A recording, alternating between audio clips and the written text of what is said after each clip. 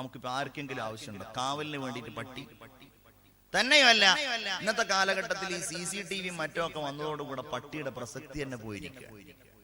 പിന്നെ പട്ടിയെ വളർത്തുന്ന മുസ്ലിങ്ങളല്ലാത്ത ആളുകൾ അതിനെ വളർത്തുന്നതിന് നമ്മൾ അവരെ ആക്ഷേപിക്കുന്നില്ല. തന്നെയുമല്ല, അതിനെ അവർ വളർത്തുന്നത് വലിയ കൗതുകമായിട്ടും അവരുടെ കൂടെ അവരുടെ ഒരു സഹജീവിയെ പോലെയൊക്കെയാണ് കുറെ ആളുകൾ വളർത്താറുള്ളത്. നമ്മളെ സംബന്ധിച്ചിടത്തോളം അത് പാടില്ല. മറ്റൊന്ന് വേട്ടപ്പട്ടിയാണ്. അപ്പൊ ഞാൻ കരുതിയിരുന്നു ഈ വേട്ടപ്പട്ടി എന്ന് പറഞ്ഞ സാധനം ഇപ്പൊ ഇല്ലാന്ന്. പക്ഷെ ഈ അടുത്ത് എന്നോട് ഒരു വേട്ടയാടാൻ പോകുന്ന, ഇനിയിപ്പോ അത് ആരാന്ന് ചോദിച്ചിട്ടുണ്ടെങ്കിൽ കേസൊക്കെ ഉണ്ടാവും, അതുകൊണ്ട് ഞാൻ പറയല്ല, അതുമായി ബന്ധപ്പെട്ട് പ്രവർത്തിക്കുന്ന ഒരാൾ എന്നോട് പറഞ്ഞു അയാളുടെ അടുക്കൽ ഈ വേട്ടയാടാൻ ഉപയോഗിക്കുന്ന പട്ടിയുണ്ട്. ഒന്ന്. രണ്ട്, എനിക്ക് വേണ്ടപ്പെട്ട ഒരാൾക്ക് വലിയ ഫാമുണ്ട്. ഈ ഫാമിലേക്ക് കള്ളന്മാരാരെങ്കിലും വരുന്നുണ്ടോ നോക്കാന് CCTV ക്യാമറ വെച്ചാലും പട്ടിക്ക് എന്ത് CCTV ക്യാമറ? അതുകൊണ്ട് തന്നെ ആ ഫാമിലുള്ള മൃഗങ്ങളെ, ആടും പശു ഒക്കെയാണ്, അപ്പൊ അവക്ക് കാവലിന് വേണ്ടിയിട്ടും നല്ല പരിശീലനം സിദ്ധിച്ച പട്ടികൾ അവർ കാവൽക്കാരായി വെച്ചിട്ടുണ്ടെന്നാ പറഞ്ഞത്. അത് നിങ്ങൾ കണ്ടവരുണ്ടോന്ന് എനിക്കറിയില്ല. അതൊക്കെ ഇസ്ലാം അനുവദിച്ചതാണ്. വേട്ടയാടാൻ വേണ്ടിയിട്ട് പട്ടി ഉപയോഗിക്കുക, പക്ഷേ നമ്മൾ ആരും ചെയ്യാറില്ല. അതേപോലെ തന്നെ കാവലിന് വേണ്ടി അതും നമ്മൾ ചെയ്യാറില്ല. അതുപോലെ തന്നെ മൂന്നാമതായി ഞാൻ പറഞ്ഞ മൃഗങ്ങൾ, അവയെ സംരക്ഷിക്കാൻ വേണ്ടിയുള്ള അങ്ങനെയുള്ള കാവലിന് വേണ്ടിയുള്ളതല്ലാത്ത അലങ്കാരത്തിന് വേണ്ടിയോ വീട്ടിൽ പട്ടിയുണ്ട് സൂക്ഷിക്കുക എന്നത് ഒരു സ്റ്റാറ്റസിന്റെ ഭാഗമായിട്ടൊക്കെയോ ഉള്ള വീടുകളിൽ അല്ലാഹുവിന്റെ കരുണയുടെ മലക്കുകൾ കയറുകയില്ല എന്ന് ആദരവായി നബിയുനാ മുഹമ്മദ് മുസ്തഫ സ്വല്ലല്ലാഹു അലൈഹി വസല്ലം. രണ്ടാമത്തെ ഏതാണെന്നറിയോ? സൂറത്തുള്ള വീടുകൾ, രൂപങ്ങളുള്ള വീടുകൾ. രൂപം എന്ന് പറഞ്ഞാൽ എന്താണ്? ചില വീടുകളിലൊക്കെ ചെന്നാൽ കാബയുടെ ഫോട്ടോ, മദീനയുടെ ഫോട്ടോ, അതിനൊന്നും ഇപ്പൊ നമ്മളൊരു തെറ്റായിട്ടോ കുറ്റായിട്ടോ ജായിസാണ്, ഹലാലായതായിട്ട് പറയാം. അതേ സമയത്ത് ഉദാഹരണമായിട്ട് ഞാനൊരു വീട്ടിലേക്ക് ചെന്നപ്പോ ആ വീടിന്റെ ഷോക്കേസിൽ നിറയെ രൂപങ്ങളുണ്ട്, പ്രതിമകളുണ്ട്. ഒരമ്മ ഒരു കുട്ടിയെ എടുത്തിരിക്കുന്ന ഒരു രൂപം, ഉദാഹരണം. അതുപോലെ തന്നെ ഈജിപ്തിൽ പോയ ആളുകളുണ്ട്. ഈജിപ്തിൽ പോയ ആരെങ്കിലും ഉണ്ടെങ്കിൽ ഒന്ന് കൈപൊക്കിക്കേ. ഒരാളുമില്ല ഈജിപ്തിൽ പോയ ആളുകൾ, ഒരാളുമില്ല. ഏതായാലും അല്ലാഹു തആല അവിടെയൊക്കെ പോകാൻ നിങ്ങൾക്ക് തൗഫീഖ് ചെയ്യട്ടെ. ഈജിപ്തിലൊക്കെ പോയിട്ടുണ്ടെങ്കിൽ അവിടുന്ന് കിട്ടുന്ന ചില സാധനങ്ങൾ, ഒരുപാട് പ്രതിമകൾ കിട്ടും. കാരണം ഈജിപ്തിലെ കൈറോയിലെ മ്യൂസിയത്തിൽ ലക്ഷക്കണക്കിന് വരുന്ന 5000-4000 കൊല്ലങ്ങൾക്ക് മുമ്പുള്ള പ്രതിമകൾ അവിടെ ഉണ്ട്. വലിയ മമ്മി. അപ്പൊ ഈ മമ്മിയുടെ പ്രതിമകൾ കിട്ടും. അപ്പൊ നമ്മൾ ഈ സഞ്ചരിക്കുന്ന ആളുകള് ചില നാടുകളിലൊക്കെ പോയാൽ ഇത് ഞാൻ അവിടുന്ന് വാങ്ങിയ സാധനമാണ്, ഗ്ലോബ് എന്ന് അതിന് ഇംഗ്ലീഷിൽ പറയും. ഓരോ നാടിന്റെയും ഗ്ലോബ് എന്ന് പറയും. തായ്ലൻഡ് പോയാൽ തായ്ലൻഡിന്റെ ഒരു ഗ്ലോബ്. ഇപ്പൊ ഇന്ത്യയിൽ നിന്ന് പുറത്തു പോകുന്ന ഒരാള് താജ്മഹലിന്റെ രൂപമായിട്ട് പോകും. കാസർഗോഡ് സന്ദർശിക്കാൻ വേണ്ടി വന്നിട്ടുണ്ടെങ്കിൽ നമ്മളുടെ ബേക്കൽ ഫോർട്ടിന്റെ രൂപമായിട്ട് പോകും. അത് ഞാൻ ഉദാഹരണം പറഞ്ഞാണ്, അങ്ങനത്തെ രൂപം കിട്ടുമെന്ന് എനിക്കറിയില്ല. ബേക്കൽ ഫോർട്ടിന്റെ ഒരു രൂപ, ഒരു ചിത്രോ അതല്ലെങ്കിൽ അതിന്റെ ഒരു ഉണ്ടാക്കിയ രൂപമായിട്ട് പോകും. എന്നിട്ട് അവരവരുടെ സ്വീകരണ മുറികളിൽ കൊണ്ടുപോയിട്ടൊക്കെ ഞാൻ ഇന്ന സ്ഥലം സന്ദർശിച്ചിട്ടുണ്ട്, ഞാൻ താജ്മഹലിൽ സന്ദർശിച്ചിട്ടുണ്ട്. ഇയാളുടെ വീട്ടിൽ പോയപ്പോ നിറയെ പ്രതിമകളാണ്. ഈ ചില ആളുകളുടെ വീട്ടിൽ പോയാൽ ഷോക്കേസിൽ ഇരിക്കുന്നത് കാണാം, വലിയ വലിയ ബൊമ്മകൾ. കാറുകളിൽ ബൊമ്മകൾ വെക്കുന്നവരുണ്ട്. നഊദു ബില്ലാഹ്, അത് അല്ലാഹുവിന് ഇഷ്ടമുള്ളതല്ല, പടച്ചതമ്പുരാൻ ഇഷ്ടമുള്ളതല്ല. കുഞ്ഞുങ്ങൾക്ക് കളിക്കാൻ വേണ്ടി കളിപ്പാട്ടമായിട്ട് ഉപയോഗിക്കൽ ജായിസാണ്. പക്ഷേ അലങ്കാരത്തിന് വേണ്ടിയോ അതല്ലാത്ത രൂപങ്ങളിൽ ആസ്വാദനത്തിന് വേണ്ടിയോ അത്തരം പ്രതിമകളോ ചിത്രങ്ങളോ ഒന്നും നമ്മൾ റൂമുകളിലോ വീടുകളിലോ വെക്കൽ നല്ലതല്ല. പ്രതിമകൾ എന്നാ പറഞ്ഞത്, ഫോട്ടോകൾ എന്നല്ല. ഫോട്ടോ എടുക്കലും അത് സൂക്ഷിക്കലും ഒക്കെ മഹാന്മാരായ ഉലമാ ജായിസാക്കിയ സംഗതിയാണ്, ഹലാലാക്കിയ സംഗതിയാണ്. എന്നാൽ രൂപങ്ങളെ കുറിച്ചാ പറഞ്ഞത്. കട്ടൗട്ട് പോലെ ഉണ്ടാക്കുക, അതല്ലെങ്കിൽ ഇങ്ങനെ രൂപങ്ങൾ വല്ല പ്ലേറ്റിലൊക്കെ ആയിട്ട് ഇങ്ങനെ തെന്നി നിൽക്കുന്നത് പോലെ, തെറിച്ചു നിൽക്കുന്നത് പോലെ ഉണ്ടാക്കുക. മുസ്ലിം സമൂഹത്തിന്റെ വീടുകൾ അതിന്റെ രൂപങ്ങളല്ല, പ്രത്യേകിച്ച് പഴയ പോലെയല്ല. പുതുതായിട്ടുണ്ടാക്കുന്ന വീടുകൾക്ക് വലിയ മോഡിഫിക്കേഷൻ അനിവാര്യമായിട്ട് വരാറുണ്ട്. അതിങ്ങനെ ഭംഗിയാക്കും, ഇന്റീരിയർ ഡിസൈൻ ചെയ്യും. അപ്പൊ ചിത്രങ്ങളും അതുപോലെ ഇതുപോലുള്ള കലാപരമായിരിക്കുന്ന സംഗതികൾക്കൊക്കെ വേണ്ടിയിട്ട് പ്രത്യേക അറേഞ്ച്മെന്റ്സ് ഒക്കെ ചെയ്യുമ്പോ നിങ്ങളോട് ഞാൻ പറയാണ്, അത്തരം കാര്യങ്ങൾക്ക് നമ്മൾ നിൽക്കരുത്. ടൈലിന്റെ പുറത്തൊക്കെ ഉണ്ടാവും രൂപങ്ങൾ, അതിനൊന്നും നമ്മൾ നിൽക്കരുത്. ഗൗരവത്തോടെ നമ്മൾ ഇത്തരം കാര്യങ്ങൾ ശ്രദ്ധിക്കണം. അല്ലാഹുവിന്റെ റഹ്മത്തിന്റെ മലക്കുകൾ അങ്ങോട്ടൊന്നും കടക്കുകയില്ലെന്ന് നബിയുനാ വസയ്യിദുനാ മുഹമ്മദ് മുസ്തഫ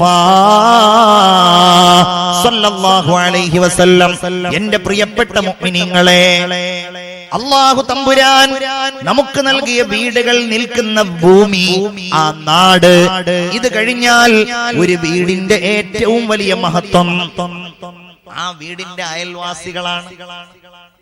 ഓ, ഇത് കേൾക്കാനാണ് കുറെ കാലം ഞങ്ങൾ കാത്തിരിക്കുന്നത്. എന്തേ കാര്യം? അയൽവാസി, ഞങ്ങളുടെ അയൽവാസി എങ്ങനെയാണ് ഞങ്ങളോട് പെരുമാറേണ്ടതെന്ന് കേൾക്കട്ടെ.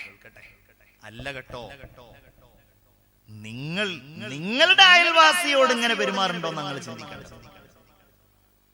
നമ്മളുടെയൊക്കെ സ്വഭാവം അങ്ങനെയാണ്. ഇപ്പൊ ഞാൻ പറയാണ്, ഒരാൾ മരിച്ചു നിങ്ങൾ സങ്കല്പിക്കാൻ പറഞ്ഞാൽ വേഗം അടുത്ത ആളെ സങ്കല്പിക്കും, അവനാനെ സങ്കല്പിക്കൂല. ഇതാണ് നമ്മളുടെയൊക്കെ സ്വഭാവം. എന്തെങ്കിലും ഒരു അപകടം ഉണ്ടായി, അവനാനല്ല അടുത്ത ആൾക്ക് എന്നതുപോലെ നമ്മൾ ഗൗരവത്തോടെ ചിന്തിക്കണം. എന്റെ അയൽവാസി എന്നോട് ഇങ്ങോട്ട് പാലിക്കേണ്ട മര്യാദയെ കുറിച്ചല്ല ഞാൻ പഠിക്കേണ്ടത്. ഞാൻ എന്റെ അയൽവാസി, എന്റെ വീട് നിലനിൽക്കുന്നതിന്റെ ചുറ്റുഭാഗത്തുള്ളവരോട്. ഇസ്ലാമിൽ ആരാണ് അയലത്ത് വസിക്കുന്നവൻ? 40 വീടുകളാ.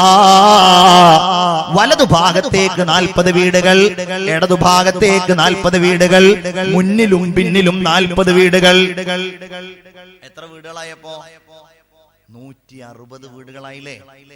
160 വീടുകൾ അയൽപക്കത്തുള്ള വീടുകൾ. ഇസ്ലാം എന്താണ് അതിന് കൽപ്പിച്ചത് എന്നറിയോ? നിങ്ങളൊന്ന് നോക്കണം. ഇന്ന് സമൂഹത്തിൽ അയൽവാസികൾക്കിടയിൽ ഭിന്നതകൾ വളർന്നു വരികയാണ്. വലിയ വലിയ മതിൽക്കെട്ടുകൾ ഉയരുകയാണ്. അയൽവാസികൾക്കിടയിലാണ് മതിലുകൾ ഇന്ന് ഉയരുന്നത്. എന്നാൽ ആ മതിൽക്കെട്ടുകളോടുകൂടെ പലപ്പോഴും പലരും സ്വന്തമാവുകയാണ്. എന്റെ വീട്ടിലേക്ക് ആരും വരണ്ട, ഞാൻ അവന്റെ വീട്ടിലേക്കും ചെല്ലുന്നില്ല. ശരിയാണ്, ഉപദ്രവം ഉണ്ടാകുന്നില്ല. പക്ഷേ അതല്ലല്ലോ നമ്മുടെ ബാധ്യത.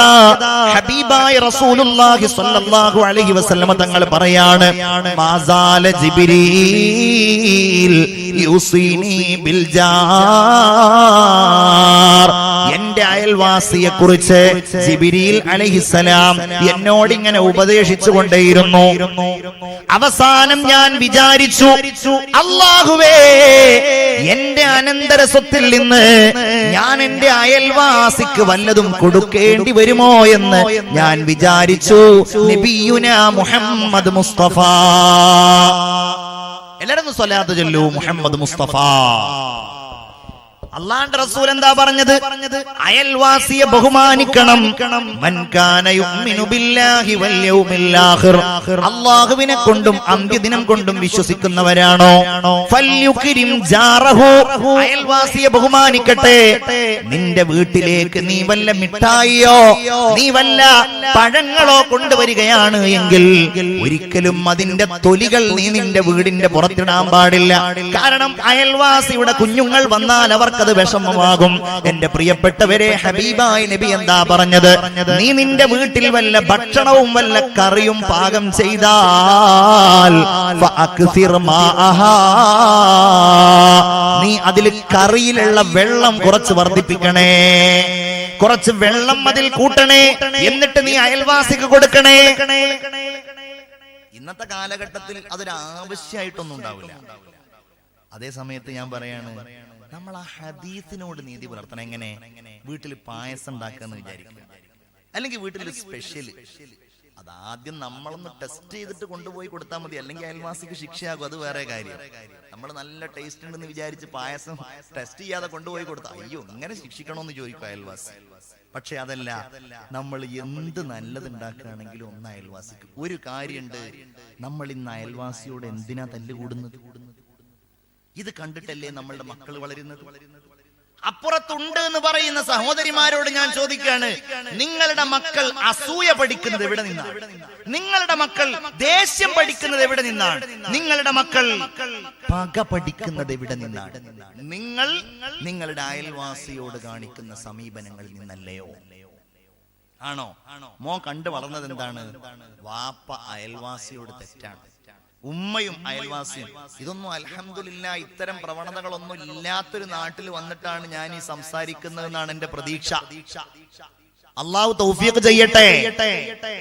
എന്നാ എനിക്കറിയാവുന്ന എത്രയോ സംഗതികളുണ്ട് നമ്മളുമായി ബന്ധപ്പെട്ട് എത്രയോ ആളുകളുടെ. ഒരു മരത്തിന്റെ കൊമ്പ് ഇങ്ങനെ വളർന്ന് അയൽവാസിയുടെ വീട്ടിലേക്ക് വന്നതിന്റെ പേരിൽ പോലീസ് കേസ് ഉണ്ടായി.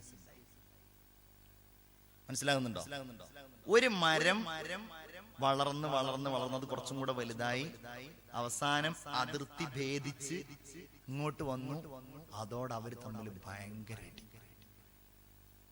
ആലോചിച്ച് നോക്കി. ഒരു ഇഞ്ച് ഭൂമിക്ക് വേണ്ടിയിട്ട് കലഹം. ഇയാള് മതിൽ കെട്ട ഒരുങ്ങിയതാണ്. അപ്പൊ ഇങ്ങനെ വരുമ്പോ അതിന്റെ പിന്നെ ഈ പഴയ കാലത്തുള്ള അതിർത്തികളൊന്നും ചിലപ്പോ അത്ര സൂക്ഷ്മാവൂല. അങ്ങനെ ബഹളം. എന്താ കാര്യം? ഒരു ഇഞ്ച്, ഒരംശം, ഒരൽപ്പം. നാളെ അങ്ങ് മരിക്കുമ്പോ എല്ലാം കൂടെ ഈ ഇഞ്ചടക്കം കൊണ്ടുപോവല്ലേ. ഇത് കണ്ട് വളരുന്ന നമ്മുടെ മക്കൾക്ക് എങ്ങനെയാ പകല്ലാതിരിക്കുക? വേറെ ചില ഉപമാരുണ്ട്. ഹസദ് പഠിപ്പിക്കും മക്കളെ. കണ്ടില്ലേ അവന്റെ അയൽവാസിയുടെ മോന് കണ്ടില്ലേ എന്തൊരു മാർക്കാ പരീക്ഷയില്. എന്തൊരു പാട്ടാണ്, എന്തൊരു പ്രസംഗാണ്, അവൻ എത്ര സ്മാർട്ടാണ്. നിനക്കൊന്നുമില്ല, നീ പഠിക്കുന്നില്ല, നീ എഴുതുന്നില്ല. നിങ്ങളുടെ മക്കളെ വിഡ്ഢികളാക്കുന്ന വർത്തമാനമാണ്. പരമ്പരയായിട്ട് നിങ്ങൾ ഒന്നും അവർക്ക് കൊടുത്തില്ല എന്നുണ്ടെങ്കിൽ ഈ സ്വഭാവം അവരുടെ നിലനിന്നോളും. പേടിക്കണ്ട. ഉണ്ടെങ്കിൽ മാറ്റണം. അയൽവാസിയോട് നമ്മൾ ആലോചിച്ച് നോക്കൂ. ഒരു മരത്തിന്റെ കൊമ്പിന്റെ പേരിൽ ഒന്നുകിൽ അത് വെട്ടിക്കളയാം. നമ്മളുടെ വീട്ടിൽ നിന്ന് അങ്ങോട്ടാണെങ്കിൽ അത് വെട്ടിക്കളയാം. ഇനി അയൽവാസിയുടെ വീട്ടിൽ നിന്ന് ഇങ്ങോട്ടാണെങ്കിൽ എന്താ ചെയ്യാ? അത് പറഞ്ഞിട്ട് കേൾക്കുന്നില്ല എന്നുണ്ടെങ്കിൽ അസ്വബ്റു നിസ്ഫുൽ ഈമാൻ, അതാ മാർഗം. അല്ലാതെ പോലീസ് സ്റ്റേഷനിൽ പോവലല്ല, കലഹം ഉണ്ടാക്കലല്ല, തെറ്റി നിൽക്കലല്ല. ചിന്തിക്കണം നമ്മള്. ഇന്ന് എവിടെ നിൽക്കുന്നു നമ്മുടെയൊക്കെ സമൂഹം?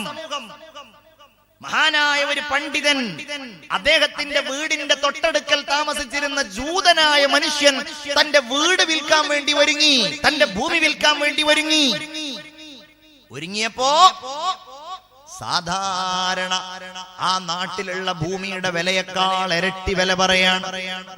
ആളുകൾ ചോദിച്ചു, ഇതെന്താ ഇത്ര വലിയ വില? അവ പറഞ്ഞു, ആ ഭൂമിക്ക് എങ്ങനെ വില കൂടാതിരിക്കും? അപ്പൊ നമ്മളുടെ നാട്ടിലൊക്കെ എങ്ങനെയാണ് ഭൂമിക്ക് വില കൂടുക? അടുത്ത് റോഡുണ്ട്. ഇപ്പൊ റോഡുണ്ടെങ്കിൽ കുറച്ച് വില കുറയട്ടെ, കാരണം എപ്പോഴാ റോഡ് വീതി കൂടുക എന്നറിയില്ല. റോഡുണ്ട്, തോടുണ്ട്, പള്ളി